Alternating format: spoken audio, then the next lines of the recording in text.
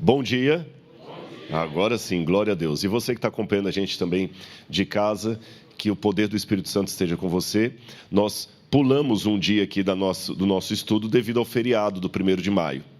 Então, hoje será a terceira parte das lições sobre Daniel. Recapitulando, no primeiro dia nós enfatizamos como Daniel trabalha o tema da soberania de Deus sobre a história. O Senhor entregou a Joaquim, rei de Judá. Além da soberania, como ele enfatizou as coisas de Deus. E, em terceiro lugar, como Daniel se entregou a Deus e ficou fiel em meio ao povo de Deus, mesmo que tivesse que pagar um preço alto por isso. Na segundo dia, na nossa segunda palestra aqui, nós trabalhamos o contexto histórico da profecia dos 70 anos. A gente pôde observar aqui, descobrir como havia fora do núcleo de Israel profecias também alusivas à Babilônia. E como Deus, através do profeta, deu uma lição ao povo, até com um ar de ironia. Já que vocês estão amando tanto a Babilônia, então vocês também vão servir a Babilônia como todo mundo. Como todo mundo. E nós terminamos falando do grande problema do culto a Marduk. Marduk era o Deus da hora. Era o Deus que todo mundo queria ter. Era o Deus da prosperidade. Era o Deus que parecia forte. Era o Deus que pescava o Leviatã, o Tiamat, como eles chamavam, com o anzol. Um Deus poderoso, até as estátuas de Marduk mostram sempre musculoso e tudo mais, o que parecia uma tremenda desvantagem para o culto hebreu, onde o Deus hebreu não podia ser visto, não podia ser adorado através de imagem, Jerusalém não parecia prosperar, a Assíria é que prosperava e agora a Babilônia indo no mesmo viés da Assíria, então por que adorar esse Deus? Então, hoje, nós vamos continuar falando um pouquinho mais sobre essa questão da profecia e a propaganda. Irmãos, propaganda, e eu gosto dessa palavra no sentido inglês dela, no sentido anglicista, propaganda. Propaganda é mais do que um comercial. Propaganda é um projeto realmente, muitas vezes oculto, que vai perpassando assim para dominar as mentes. E uma das grandes vantagens da filosofia bíblica da história é que a Bíblia nos impele a colocar o dedo na pulsação do tempo e perceber os eventos enquanto em curso. E aqui já está o meu primeiro apelo para o auditório nessa manhã. Nós devemos ser intérpretes da história, não estudiosos dela. Qual a diferença? É que o estudioso da história, ele simplesmente reconhece a história depois que ela vira passado. Quando é documentário, quando é livro, quando está na estante, aí você vai, reconhece e toma posição. Porém, melhor do que isso, é perceber a história enquanto em curso. Hoje, observar a apostasia de Israel, os problemas de Israel é fácil. Emitir juízo de valores. E quando aquilo está acontecendo de novo com cada um de nós? Nós não percebemos. Muitos pais só percebem os erros de educação quando o filho já está dando problema. E ele pergunta, onde é que eu errei? Passou. Onde é que eu errei? Problemas de saúde. É quando a doença começa a chegar, que assim, onde é que eu errei que eu não cuidei da saúde?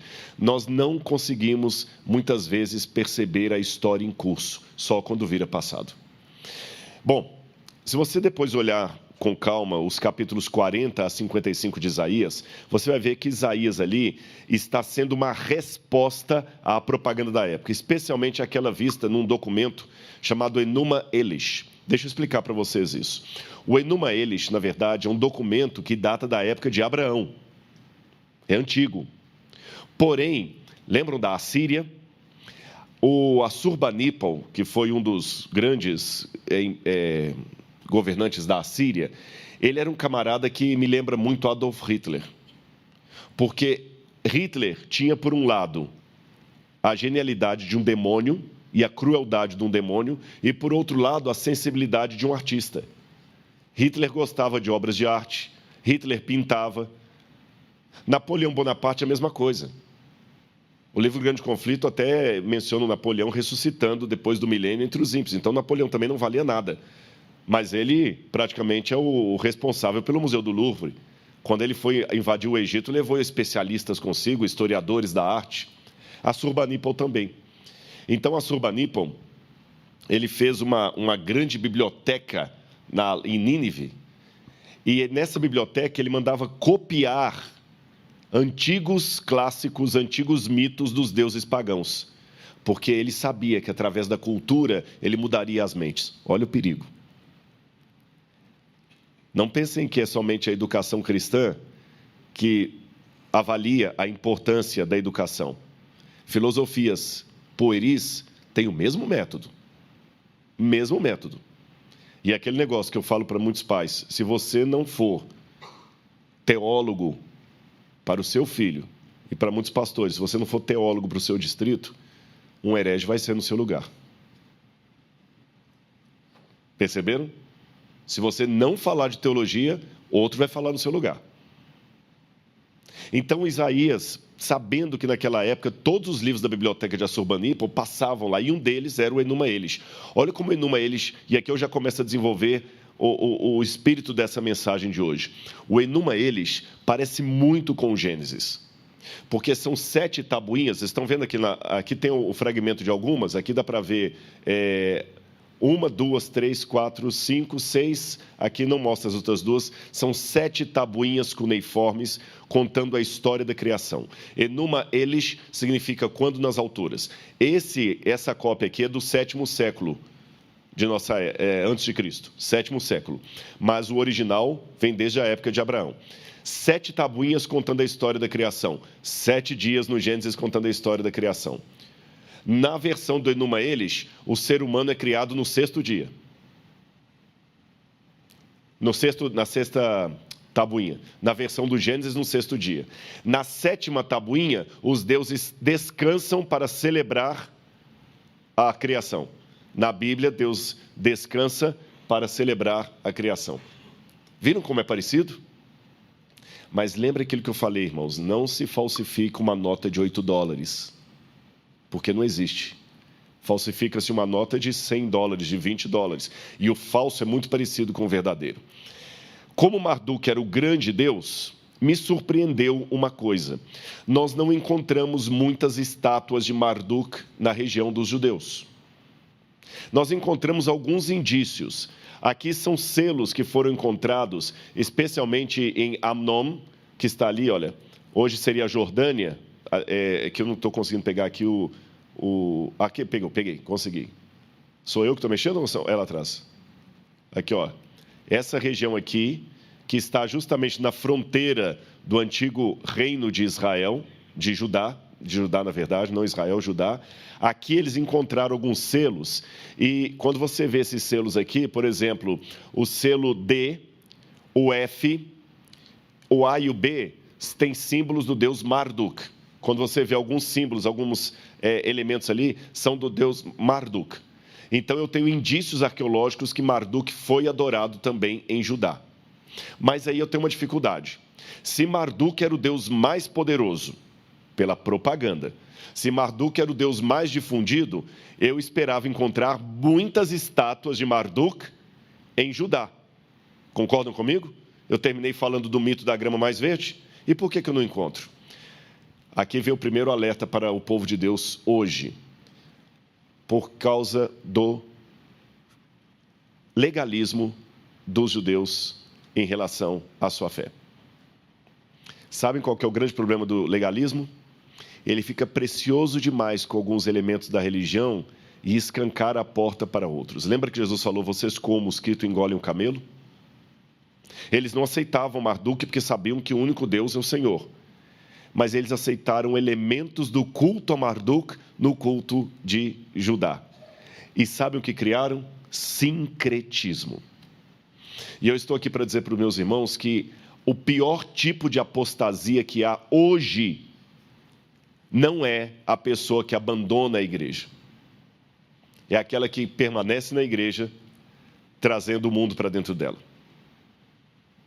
O que abandona a igreja é triste, temos que ir lá resgatar essa pessoa, tudo bem, direitinho e tal, não tem problema. Mas só que ele assumiu uma posição, eu não sou mais da igreja. Pode riscar o meu nome, eu não sou mais. Ele abandonou, ele assumiu uma posição. É mais claro, é mais óbvio. Aí, quando você tem uma programação especial, você manda um folheto, ora. Agora, o sincrético, ele não abandonou a igreja. Ele continua lá. Só que ele quer trazer o de fora para dentro da igreja. Essas estátuas que vocês estão vendo aí, são estátuas que demonstram as reformas religiosas que foram empreendidas ali em Judá e Israel. A reforma de Josias, a reforma de Jeú foi no norte, Josias e Ezequias.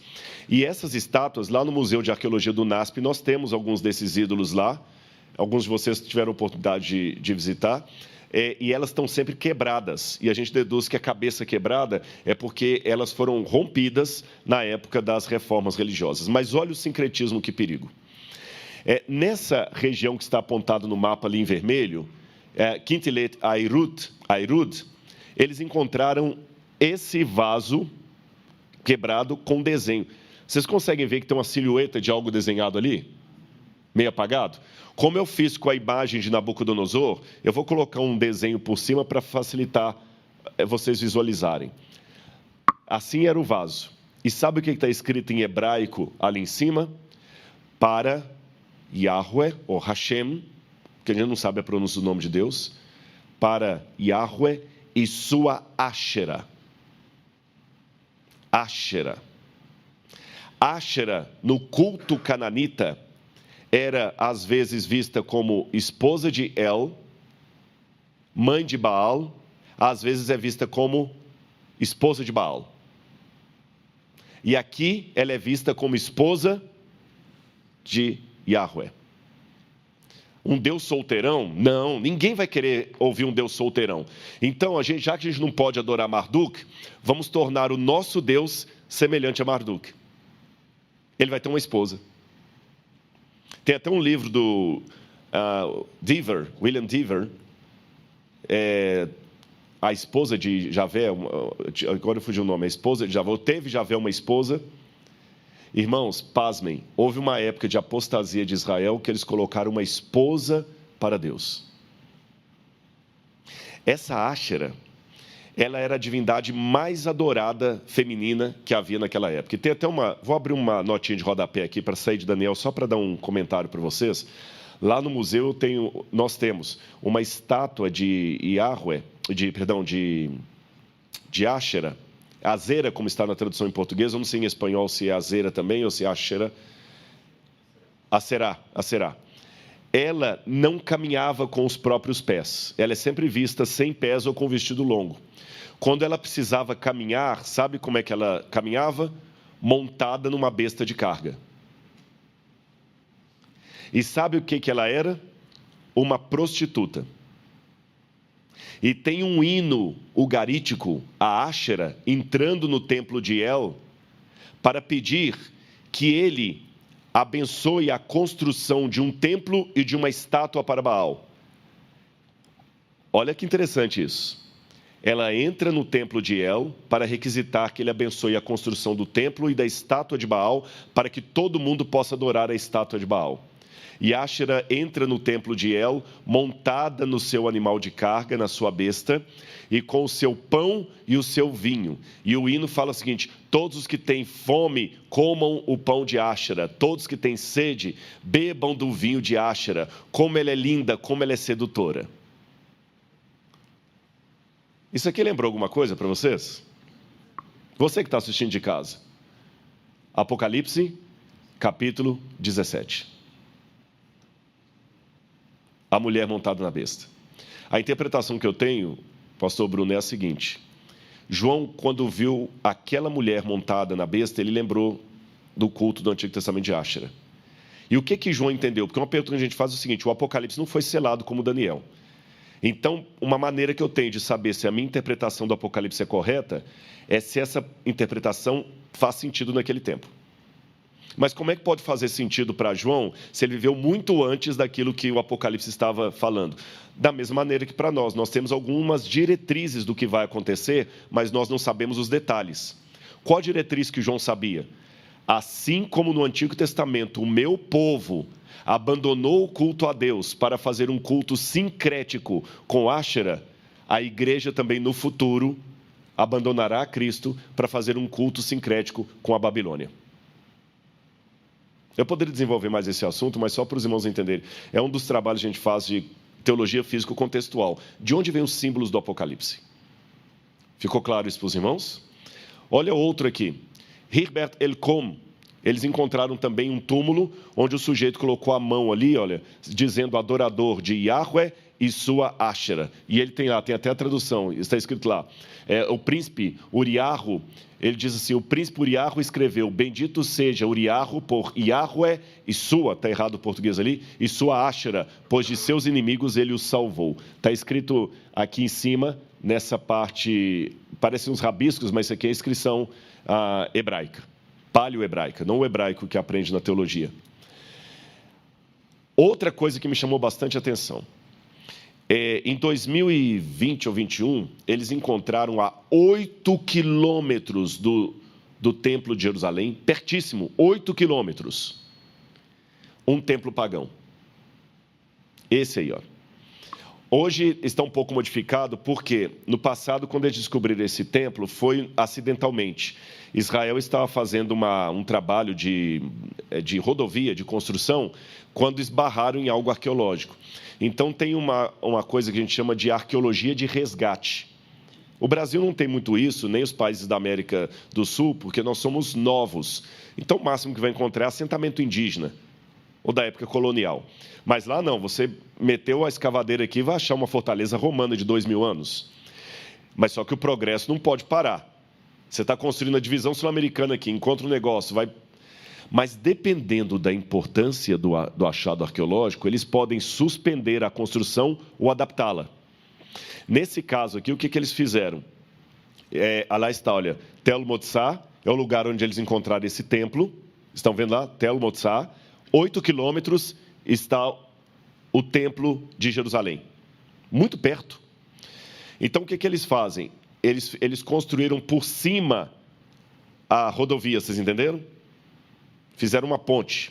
Aí você tem a arqueóloga, a Anne, ela está mostrando o altar pagão da época. E o que me chamou a atenção é que esse altar pagão, que estava no templo pagão de Tel Motzá, ele era feito com pedras brutas, como Deus ordenou que os altares dele deveriam ser. Para algumas coisas são preciosos, para outras não. Com o mosquito, engolem o camelo. Eu não sei se Jorge, se alguém me ajuda aí, isso é um vídeo. Pode tirar o som, eu só quero o vídeo só, por favor. Não sei se vai passar. Não passou? Se não passar, não tem problema. É um vídeo que eu fiz lá, mas depois vocês podem olhar no meu canal do YouTube. Eles colocar Tel Motzá, Rodrigo Silva, eu gravei um vídeo lá explicando detalhes no local. Aí é o pontilhão que fizeram por cima para preservar o sítio arqueológico. Irmãos, eles descobriram ali incensários. Esse que está aqui do lado, escrito Motzá 6544, é um incensário. Eles encontraram outra coisa interessante. O que nós fazemos com o pãozinho de Santa Ceia que sobra depois da cerimônia? Enterra. No passado também era assim, tudo que era usado em duas situações, ou em funeral, era sepultado junto, que contaminava, e o que era usado nas coisas de Deus também era sepultado para que não fosse usado de qualquer maneira. Por exemplo, em muitas sinagogas, eles queimavam a Torá depois de muito uso e enterravam as cinzas para que ninguém usasse de qualquer maneira a Torá. Então, aqui eles tinham um preciosismo com as coisas de Deus, mas misturado com o culto pagão. Olha o incensário depois que foi restaurado. Olha o cavalinho aí. Alguns deduzem que esse cavalo pode ser ou de Baal ou da Áshera, porque não encontraram o que estava montado nele. Encontraram também essas estatuetas aqui agora, e nós estamos escavando em Israel. O NASP está tendo um time de escavação que a gente está fazendo em Israel, em Laquis. E o professor, que foi meu professor na Universidade Hebraica e que dirige lá, o professor Joseph Garfinkel, ele levantou uma tese muito polêmica agora. Eu não sei se concordo, se discordo, mas é uma possibilidade. Como eu falei no primeiro dia, a opinião do Dr. Jacques Ducan sobre Daniel e ser castrado ou não. O professor Joseph Garfinkel está acreditando que essas estátuas aqui, pequenas, sejam estátuas de Yahweh, que os judeus começaram agora a fazer estátua do Deus poderoso, e adorando ali junto com Áshera. Irmãos, aí vocês entendem por que Deus falou dos 70 anos. Aí eu entendo quando eu leio no livro de Jeremias falando assim: por que vocês agora estão apavorados? Subam aos montes. Eu não vou ler os textos aqui por causa do tempo, mas depois, se você ler Jeremias, aí você entende o porquê do discurso dele. Vocês vão queimar incenso nos altos? Vão agora procurar os deuses. Eu agora, quando leio Jeremias falando isso, eu já sei que Jeremias provavelmente está falando de Tel Motsá. Agora eu posso contar a ironia maior? Tel Motsá foi construído por volta do 8º século antes de Cristo. Então ele passou por vários reis de Judá. 8 quilômetros do Templo de Jerusalém. Os críticos da Bíblia até usaram a escavação arqueológica de Tel Motsá para dizer que a Bíblia está errada, porque a Bíblia falava da reforma religiosa de Josias e de Ezequias. Mas falaram, não teve reforma religiosa, isso é mentira da Bíblia, porque o templo estava funcionando lá. Entenderam a posição dos críticos? A arqueologia desmentiu a Bíblia. Eu falei assim, não, senhor, só se desmentiu a Bíblia de vocês. Eu tive um debate sobre isso lá, até por causa de uma revista que publicou umas coisas aqui no Brasil nesse sentido. Eu falei, veja bem, esse achado arqueológico confirma o texto bíblico. Sabe por quê? A Bíblia, em momento algum, disse que a reforma religiosa de Josias e Ezequias deu certo. A Bíblia só fala que os reis empreenderam a reforma, mas não fala que ele deu certo. E a prova maior que a reforma não deu certo é que os babilônios vieram. Se a reforma religiosa tivesse dado certo, os babilônios não viriam. Então, esse achado arqueológico confirma o que a Bíblia falou. E dá mais dimensão ainda. Agora, quando eu leio Jeremias, eu falo assim, agora eu sei o que Jeremias falou. As ironias que Jeremias fala. Vocês estão indo lá no alto do monte para adorar? Continuem queimando incenso lá. Peçam os deuses pagãos para livrarem Jerusalém agora. Olha que curioso. Eu falei que Tel Motsá existia desde o 8º século a.C. Nabucodonosor veio ou ele ou mandou o seu exército, porque eu falei, a gente não sabe se Nabucodonosor veio em pessoa ou mandou o exército dele, né? Ele veio a Jerusalém em 587 a.C., destruiu o templo de Jerusalém. Amanhã eu vou mostrar a destruição do templo, cinzas do templo destruído. Vou mostrar na palestra de amanhã. Agora, olha que curioso. O exército babilônio destruiu o templo, destruiu Jerusalém. Amanhã vocês vão ver o grau de destruição, mas não destruiu Tel Motsá. O templo foi abandonado, ele não foi destruído. Deus ensinou uma lição para o povo. Nabucodonosor não destruiu o templo de Tel Motsá, ele foi abandonado. Sabe aquele negócio que algumas pessoas vêm pelo amor, outras têm que vir pela dor? Israel teve que ter uma lição muito dura sobre o problema da idolatria. Vamos ler de novo Jeremias capítulo 29, verso 10. Nós falamos ontem dos 70 anos de cativeiro, mas eu acho que compensa nós lermos novamente esse texto para os irmãos entenderem até a ironia de Deus. Assim diz o Senhor: logo que se cumprirem para a Babilônia 70 anos, atentarei para vocês e cumprirei a promessa que fiz a vocês, trazendo-os de volta para esse lugar. Olha que interessante. Logo que se cumprirem para a Babilônia os 70 anos. Lembra que eu mostrei a profecia de Marduk, que eram 70 anos para a Babilônia, que no 11º foi de prosperidade? É isso aí. Agora, o que me chama a atenção, irmãos, que Jeremias, quando fala da profecia, vê a palavra do Senhor, vocês vão ficar cativos. Quando Daniel estava na Babilônia, ainda em grande angústia, percebendo que os 70 anos estavam acabando, Daniel pensou, agora o povo vai ficar aqui para sempre. Por quê? Raciocine comigo. Eu falei na intervenção anterior que o povo de Israel ficou cativo na Babilônia, porque Deus falou, olha, já que vocês amam tanto os babilônios, eu vou fazer vocês também ajudarem os 70 anos de prosperidade deles. Salmo 109, 17 a 19. Amou a maldição, que ela o apanhe. Vestiu-se de maldição como de uma túnica, seja-lhe a roupa que cobre e como cinto com que sempre se cinge. Ou seja, esse salmo aqui é um salmo que reflete esse contexto. Ah, Israel, você quer isso? Eu vou te dar isso então. Você quer um mundanismo? Eu vou te dar um mundanismo. Eu vou dar isso para você. Você quer isso? Há um episódio muito irônico envolvendo a esposa do grande pregador Billy Graham. Quando uma vez alguém lhe perguntou sobre a violência, a delinquência que estava nos Estados Unidos, esse discurso dela é famoso, essa entrevista. Ela falou assim: mas o que vocês queriam? Vocês agora proibiram de fazer oração na sala de aula. Estão promovendo culto satânico. O país que era o país da reforma protestante, o país dos pioneiros, o país da liberdade religiosa, agora está cuspindo na Bíblia. Não querem mais saber de Deus. Não fazem mais o culto doméstico. O que vocês querem? Vocês estão recebendo apenas aquilo que vocês pediram a vida toda. Vocês, com os atos, estão pedindo para Deus ir embora. Ele foi embora e tirou a proteção dos Estados Unidos. Israel gostou tanto da Babilônia que foram para lá. Está gostando da Babilônia? Vai para lá. Sabe, vai morar com seu pai. Agora que eu contei isso para vocês, olha com que teor devemos ler Apocalipse 18, quando fala: caiu a grande Babilônia. 18 e o 14 também na mensagem angélica. Sai dela, povo meu. Eu sempre que pregava isso, e continuo pregando, não achei que estava errada a aplicação, a gente sempre fala dos sinceros que estão em Babilônia. E está certo, a aplicação é essa. Deus vai trazer os sinceros que estão em Babilônia para o povo remanescente. Porém, eu acho que tem uma aplicação não excludente, mas análoga anterior. É o seguinte: meu povo, saiam também do espírito de Babilônia. Sai dela, povo meu.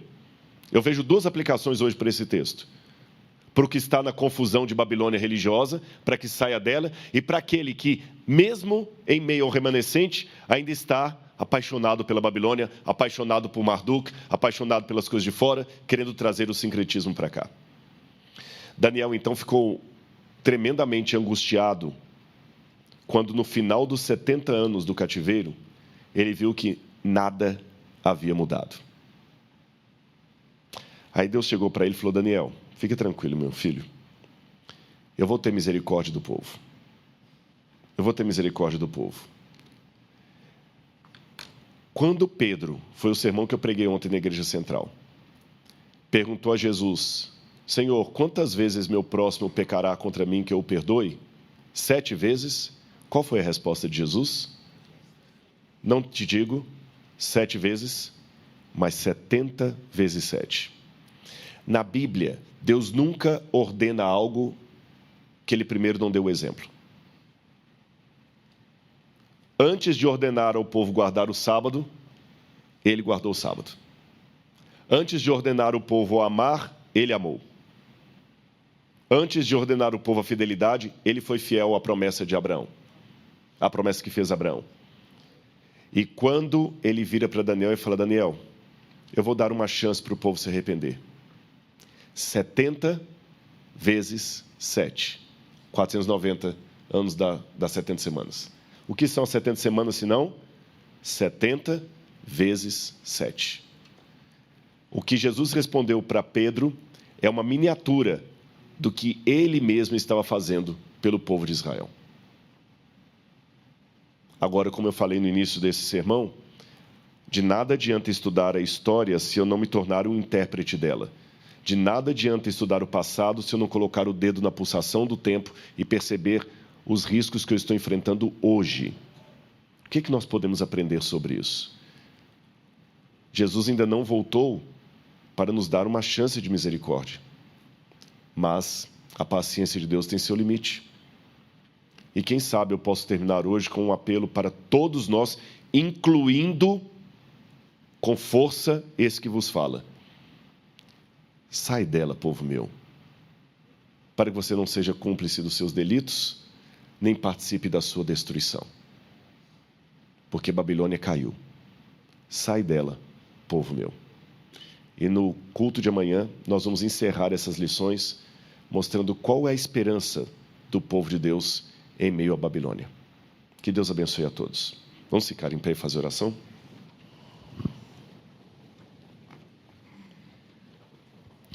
Obrigado, querido Pai, por tua bênção, por teu amor, por teu cuidado. Obrigado pelas lições que nós temos vindas da Bíblia Sagrada, o teu livro, inspirado, pronto para nos dar orientações, doutrinas, normas de vida e também o caminho da salvação, que é através de Cristo Jesus. Perdoa, Senhor, os pecados que tenhamos cometido contra Ti, pecados pessoais, individuais e também pecados coletivos. Pecados que talvez nós nem tenhamos a consciência deles. Perdoa-nos por esses também, Senhor. E leva-nos de volta da Babilônia para a Nova Jerusalém. É o que nós suplicamos em nome de Jesus. Amém, Senhor. Que Deus abençoe a todos.